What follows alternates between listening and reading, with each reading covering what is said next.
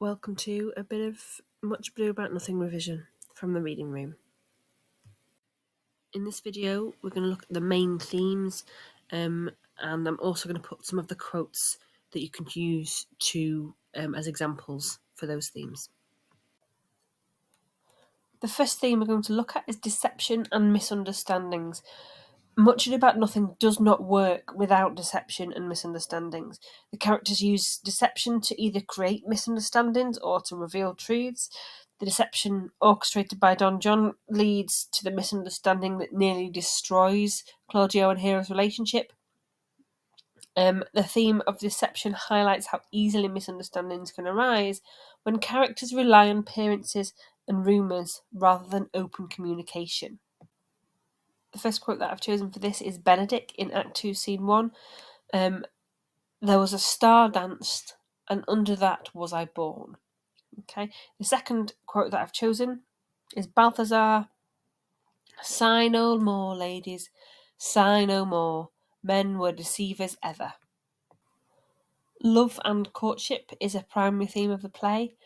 It takes on various forms. The romantic relationships of both Claudio and Hero and Benedict and Beatrice are explored and reveal different aspects of courtship. The play contrasts the shallow, impulsive nature of Claudio's love with the witty and complex interactions between Benedict and Beatrice.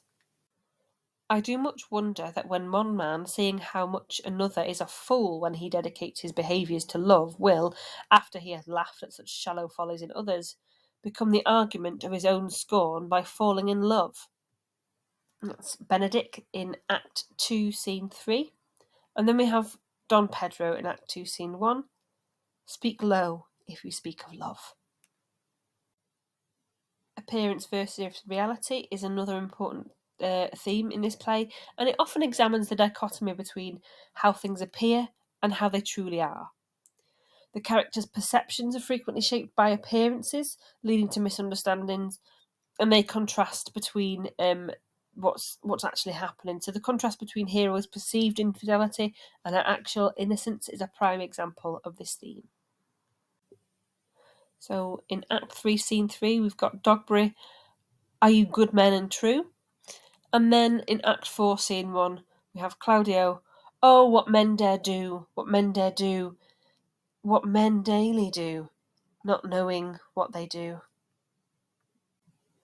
Much Ado About Nothing has some excellent examples of this theme, so gender roles and expectations. The play portrays the expectations and limitations placed on women in the society at the time. Hero's reputation and future hinge on her chastity, and the men in her life are really quick to judge her based on appearances and don't even speak to her at all about what's going on. Whereas Beatrice, on the other hand, challenges traditional gender roles with her wit and independence and her refusal to conform. At the beginning we have Benedict in Act 1, Scene 1. I will do myself the right to trust none, and the fine is, for which I do may go the finer, I will live a bachelor. And then in Act 4, Scene 1, we have Beatrice. I love Beatrice.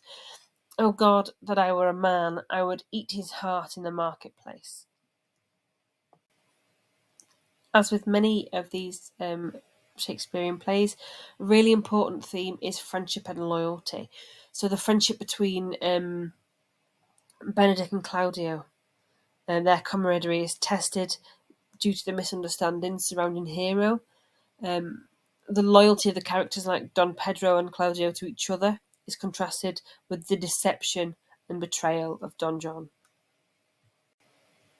Friendship is constant in all other things save in the office and affairs of love. That's Claudio in Act 2, Scene 1. And then later on in the play, Act 5, Scene 2, we have Benedict. Thou and I are too wise to woo peacefully. This theme pairs really well with appearance and reality, and it's masks and disguises. So Much Ado About Nothing frequently employs physical disguises and masks, such as the masquerade ball, as well as metaphorical masks through deception and wit. These elements emphasise the idea of hidden truths and the complexity of human interaction. I will assume thy part in some disguise, and tell fair hero I'm Claudio. That's Don Pedro in Act 1, Scene 1. And then later on in Act 2, Scene 1, we have Benedick. Lady Beatrice should know me and not know me. For more Shakespeare revision, subscribe to this channel. There'll be new videos out every week, and check out the playlists linked below.